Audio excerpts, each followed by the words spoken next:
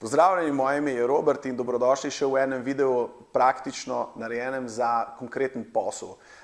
V tem videu bom govoril o prodajalcih B2B, se pravi dobaviteljih drugim podjetjem ali prodajalcev strojev, rezervnih delov, repromateriala in kaj podobnega.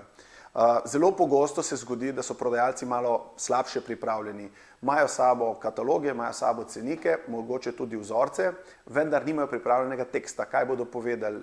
In seveda, najhujše, kupec ne ve, zakaj bi on delal z njimi. Se pravi, vi sami pridete kot prodajalec v firmo vašega potencialnega kupca in potem ste samo eden od tisočih, ki ponujajo, in mu ne razložite, zakaj bi bilo fajn, da bi oni kupovali od vas, kaj vi nudite, kakšne suporte, kakšne je, ne vem, vaš način dela, da pridete na vsake 14 dni ob isti uri, ga obiščete, pogledate, kaj bi rabil, mu organizirate stvari in pa recimo, da imate skladišče z 2000 kosi na zalogi, kar recimo v današnjem svetu, ko je vse tako drago po krizi 2007, 2008, nihče več ne drži velikih zalog, ko si naročajo ali iz Kitajske ali skje druge in seveda je vaša konkurenčna prednost tudi vaše skladišče, če ga imate. Zato je to treba kupcem povedati. Dostikrat